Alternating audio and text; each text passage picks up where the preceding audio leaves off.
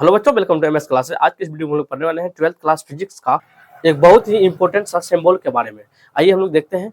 सबसे पहले हम लोग यहाँ पर लिख रखे हैं, तो ध्यान से देखिएगा। ए को हम लोग क्या बोलते हैं? क्षेत्रफल बोलते हैं। छोटी ए को हम क्या बोलते हैं? तो त्वरण बोलते हैं। और एम को क्या बोलते हैं? हम लोग द्रव्यमान बोलते हैं। टी को क्या बोलते हैं? हम लोग समय बोलते हैं। भी को क्या बोलते हैं? वेग बोलते हैं।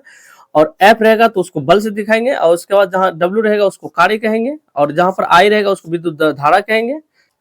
और जहाँ प्रतिरोध रहेगा वहां पर आर से दिखाएंगे। और इस चीज को क्या बोलते हैं? हम लोग दाब बोलते हैं, जिसको प्रेशर बोलते हैं इंग्लिश में। और ध्यान से देखिएगा, अल्फा जो होता है ये दो तरीका का होता है, एक ऐसे भी होता है और ऐसे भी होता है। और ये हो गया बीटा, और इसको हम लोग बोलते हैं गामा, और इसको बोलते हैं डेल्टा, और इसको बोलते हैं हम लोग डेल्टा, और इसको बोलते हैं हम लोग ईटा, और इसको बोलते हैं हम लोग थीटा, और इसको हम लोग बोलते हैं लेमडा। ठीक है बच्चों, चलिए यहाँ से देखिए। इसको हम लोग क्या बोलते हैं? इसको एप्सिलॉन बोलते हैं। और इसको क्या बोलते हैं? म्यू बोलते हैं। और जहां पर यहाँ इस तरीका से लगा रहेगा शून्य, इसको म्यू नॉट बोलेंगे। और इसको हम लोग बोलते हैं एप्सिलॉन नॉट। और इसको क्या बोलते हैं? हम लोग म्यू बोलते हैं। और इसको हम लोग क्या बोलते हैं? इसको ये टाउ बोलते हैं। और इसको हम लोग क्या बोलते हैं? इसको सिग्मा बोलेंगे।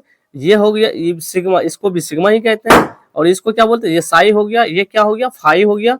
और इस तरीका से रहेगा तो इसको हम लोग काई बोलते हैं, इसको हम लोग पाई बोलते हैं। और इसको क्या बोलते हैं? हम लोग रो बोलते हैं। और इसको क्या बोलते हैं? हम लोग प्लांक का नियतांक बोलते हैं। और ये क्या हो गया? ये ओमेगा हो गया। और इसको भी हम लोग क्या कहते हैं? ओमेगा ही कहते हैं। जहां पर इस तरीका से रहेगा इसको एंगस्ट्रॉन कहते हैं। और जहां पर टी रहेगा इसको आवर्तकाल कहेंगे।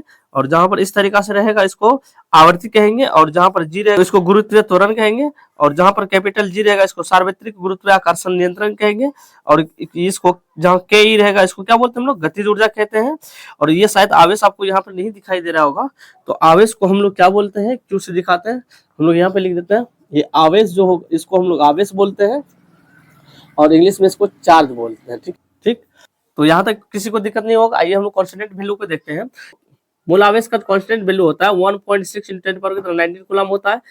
इलेक्ट्रॉन पर यदि आवेश रहेगा उसका जो कांस्टेंट वैल्यू होता है -1.6 × 10⁻19 कूलम होगा। प्रोटॉन पर आवेश जो होगा 1.6 × 10⁻19 कूलम होगा। मतलब इन तीनों का लगभग जो होगा ना समान होगा, और सिर्फ इसमें माइनस लग जाएगा। और देखिए, इलेक्ट्रॉनों का दरमियान की यदि बात करें, इसका जो कांस्टेंट वैल्यू होता है 9.1 × 10⁻31 होता है। और केजी इधर प्रोटॉन का दरमियान की बात करें 6.667 × 10⁻27 केजी हो जाएगा। प्रकाश की चाल की बात करें 3 × 10⁸ मीटर प्रति सेकंड हो जाएगा। सार्वत्रिक गुरुत्वाकर्षण की यदि बात किया जाए तो 6.67 × 10⁻11 newton metre square KG square होता है। और इसको हम लोग नियतांक को भी हम लोग इस तरीका से ही दिखाते हैं। जैसे गुरुत्वीय त्वरण की यदि बात किया जाए तो 9.8 मीटर सेकंड स्क्वायर होता है। निर्वात में विद्युतशीलता की बात किया जाए तो 8.859 इंटू 10⁻12 फैराड मीटर होता है।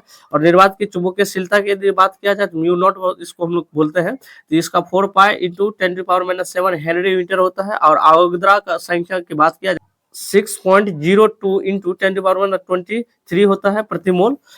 वोल्टेज मान नियतांक की बात करें तो 1.38 इंटू 10⁻23 होता है जूल कूलम। और उसके बाद मोलर गैस नियामक की बात किया जाए तो 3.1314 जूल होता है मोल।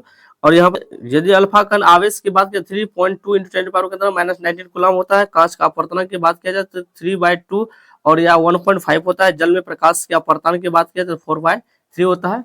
जल में प्रकाश का वेग की बात किया जाए तो ये होता है 2.25 इंटू 10⁻कितना थीटा मीटर प्रति सेकंड। और उसके बाद कांच में प्रकाश की चाल की बात किया जाए 2 इंटू 10⁸ मीटर प्रति सेकंड। प्लांक का नियतांक की बात करें 6.63 इंटू 10⁻34 जूल सेकंड।